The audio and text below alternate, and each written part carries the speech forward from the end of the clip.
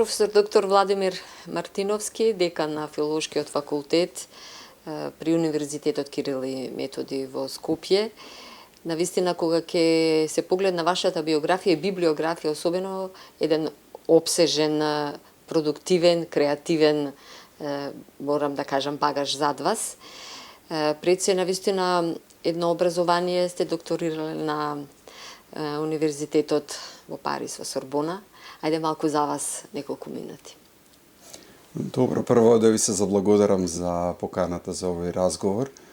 Добро, мојата едукација секако во сферата на филологијата и на конкретно во доменот на дисциплината која се нарекува општа и компаративна книжевност.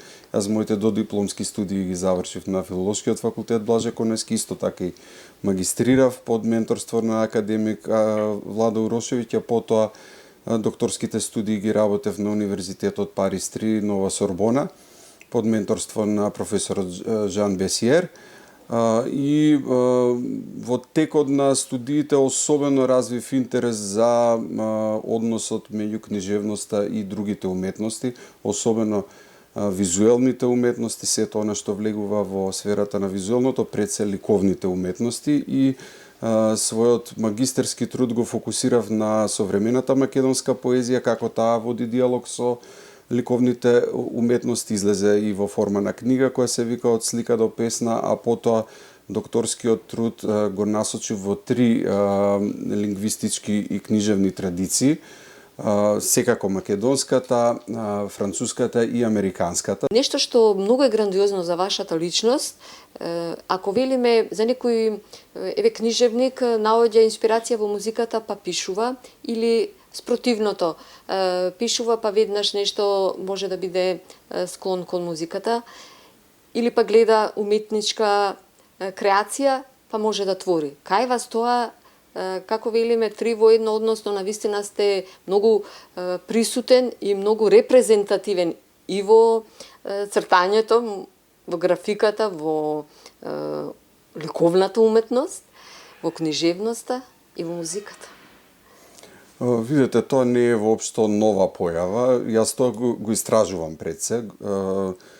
Уметностите се поврзани од своите почетоци и денеска се поврзани. Уште кога тој почетен секретизам на уметностите кој се анализира во најдревните цивилизации, пред се преку ритуалните практики каде што се преплетувале сите облици на уметнички креации, па преку оние мултимедијални облици како што е секако феноменот на театарот во прв план, па се до денеска до мултимедијалната уметност. Значи станува збор за безброј уметници кои и меѓусебно се инспирирале, меѓутоа и се остварувале во повеќе домени или повеќе, мене многу ми се допаѓа таа идеја дека целата уметност е едно огромно дрво на кое има многу гранки, соковите, практично плодовите од различните уметнички области се меѓусебно поврзани.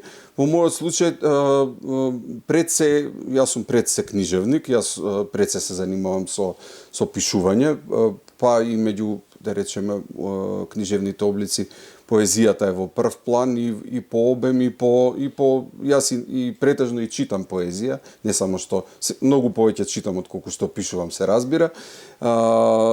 Предизвик ми е и поезијата за деца последниве години, се разбира, и многу ја сакам и прозата, особено кратките форми, така што имав и неколку книги кои се однесуваат на хибриден спој на поезијата и кусата проза.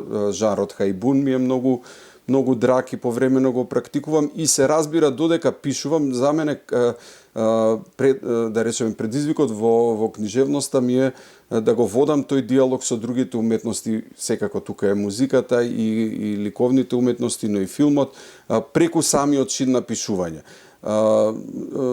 Се разбира дека многу ги сакам и другите уметности, речиси секоја вечер или сум на книжевен настан или ги следам музичките настани. Музиката ми е една голема пасија, така што ете и во сферата на моите скромни обиди во ликовната уметност, пред се, да речеме, ете првата моја самостојна изложба се занимаваше со феноменот на звукот. Што е она што најмногу ќе ве мотивира и веднаш ќе го напишете? Дали она, како што кажавте, што истражувате и во музиката, и во сите уметности, сега да не ги повторуваме, меѓутоа мора една нишка постојано некако да ве води и кога ќе прочитаме определени стихови, неколку стихови, знаеме, да, ова е Владимир Мартиновски. Најгенерален одговор би бил дека секој миг може да биде од животот, може да биде извор на некаков текст, но секако дека тука кога зборуваме за поезија, никогаш не треба да забораваме дека работиме со јазикот. Јазикот ми е можеби најголемата инспирација, но јазикот кој ги цело време ги испитува своите капацитети, токму во диалог со животот во најшироката смисла на зборот, тука секако ги мислам и другите уметности. Некогаш за некои песни е најзаслужен звукот, некој звук кој на вистина ме, или некој ритмичко решение кое ме повело да продолжам да ја пишувам таа песна, или како што вели токму патронот на нашиот факултет Блаже Конески, да ја откриваме некоја песна, некогаш тоа се само неколку зборови или можеби зачеток, половина стих или цел стих,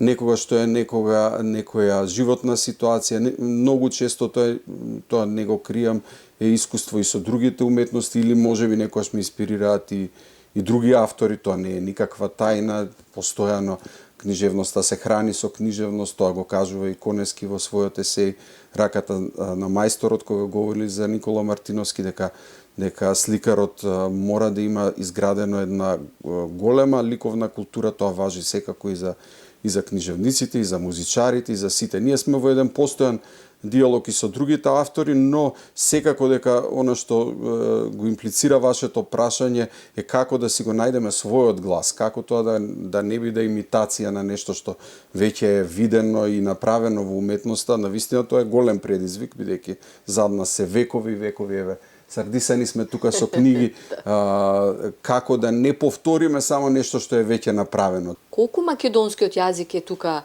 жива материја, богат и може да дојде преводот во буквалната смисла, односно да се презентира или да се преведе основната мисла на авторот? Влегуваме во една многу битна сфера на филологијата, тоа е книжевниот превод. При крајот на минатата година, инаку оваа година ние славиме 80 години од основањето на Филолошкиот факултет, и како едно од стожерните изданија од минатата година би сакал во оваа пригода да споменам барем неколку реченици за едно од најновите изданија, а тоа е книжевни преведувачи од Филолошкиот факултет. Значи од првите денови кога е основан факултетот па до ден денес се направени прво портрети на нашите книжевни преведувачи од наставниот кадар. Направена е комплетна нивна библиографија преведувачка, што покажува дека македонскиот јазик во овие од неговата стандардизација минатата година ја славевме заедно цела година, тоа славење практично продолжува и оваа година со славењето на јубилеот. Таму се види дека практично од огромен број светски јазици македонскиот јазик веќе ги поседува некои од клучните носечки дела на светската литература веќе се преведени на македонски јазик. Некои автори дури се преведени и во повеќе наврати, некои од тие стожерни дела доживуваат и нови изданија, така што постојано се покажува тој естетски капацитет на македонскиот јазик.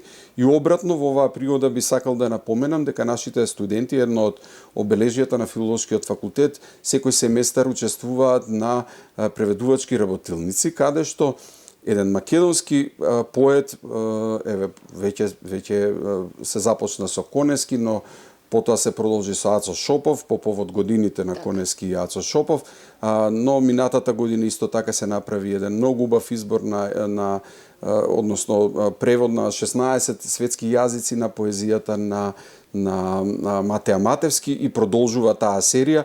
Нашите студенти ни покажуваат на најубав начин дека добро, јас дури и тогаш го кажав и на промоцијата, прекрасната поезија во оригинал прекрасно препеана, прекрасно звучи на сите јазици. И на вистина тоа е предизвикот на еден преведувач, како да ја долови и смислата на песната, меѓутоа и на новиот јазик кој има различна музикалност, различни акцентирања и така натаму, различна граматика, да успее и на тој јазик песната да добие нов живот и нови читатели со тоа. Така. Последна книга ваша? Најнова книга е токму превод. Би сакал со една радост. Неодамна излезе од печат оваа книга станува збор за избор од книгата Зоостории, претходно објавена за Бегемот. Албас објави превод на албански јазик.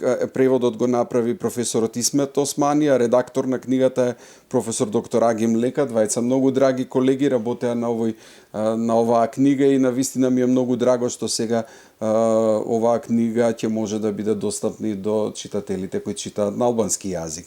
Инаку понови книги се минатата година излегува 2 стихозбирки, едната е сонетниот венец Часови без часовник, во која се обидов да направам едно преплетување на ликовната и поетската уметност и книгата со една четка, 2 зајака, бестијариуми составена од 4 циклуси. Сите песни се поврзани со светот на животните, така што може да се каже дека особено Зоостории, оваа книга со една четка, 2 зајака, но и неколку книги за деца, веќе постепено прават еден циклус во повеќе жарови во кои се гледаат односите меѓу човекот и животинскиот свет, но и воопшто биосферата. Ова завршивте, знам дека не го имате оставено, порано велевме перото моливот, зборот, следни чекори? Оваа година ми е пред се посветена во мојот план и веќе е договорен да излезе од печат македонското издание.